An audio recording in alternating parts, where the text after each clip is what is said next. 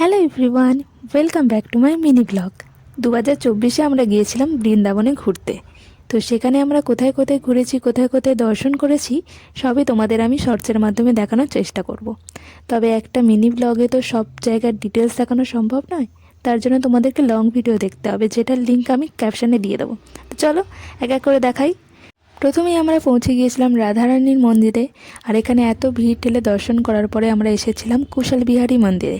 তো এখানে আমরা অনেকক্ষণ কীর্তন করেছিলাম, আর তার সাথে দর্শনটাও এত সুন্দর হয়েছিল। তো তোমরাও আমাদের সাথে দর্শন করে নাও, বলো বৃন্দাবন ধাম কি জয়। তারপরে আমরা দর্শন করে বেরিয়ে এতটা আনন্দিত ছিলাম। আর দেখো, আমার দিদি এখানে একটা প্রসাদী মালাও পেয়েছে।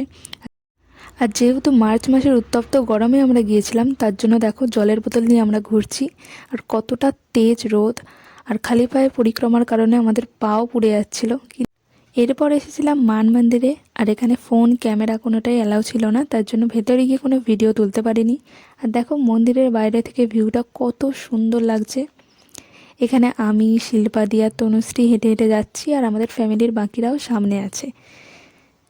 আর বারসানার পাহাড়ে হাঁটার সৌভাগ্য যে ফিলিংটা কেমন সেটা বলে বোঝানো যাবে না।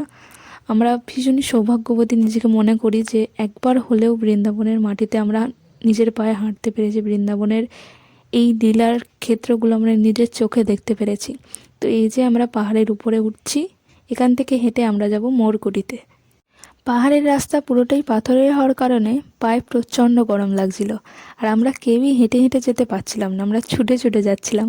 আর দেখো পিছনে একটা মাতাজি আছে, উনিও ছুটছেন। আর এখান থেকে পুরো বারসানা দেখা যাচ্ছে। দেখো কত সুন্দর, ক্যামেরাতে কতটা ফুটেজে উঠেছে আমি জানি না, কিন্তু আমরা চোখে যা দেখেছি সেটা অপূর্ব অসাধারণ দৃশ্য। আর এই যে কাঁটা গাছের মাঝখানে মাঝখানে যে গোলাপি ফুলগুলো আছে, এগুলো খুব সুন্দর লাগছিল দেখতে। আর এই যে আমরা পৌঁছে গেছি মোরকুটিতে। আর এখানকার কি লীলা কথা সেটা তোমরা ইউটিউবে শুনে নিতে পারো, এই শর্টসের আমি কতটাই বা শোনাতে পারবো। তারপরে আমরা চলে গিয়েছিলাম সাকরি করে। এখানকার কাহিনীটাও অসাধারণ একটা কাহিনী, খুবই দুষ্টু মিষ্টি একটা ঘটনা।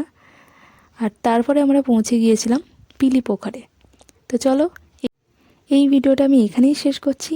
তোমাদের যদি আমার এই ভিডিওটা ভালো লেগে থাকে তাহলে একটা লাইক করে দিও। আর এরকম আরও ভিডিও পরবর্তীতে দেখতে চাইলে আমার চ্যানেলটাকে সাবস্ক্রাইব করে দিও। রাধে রাধে।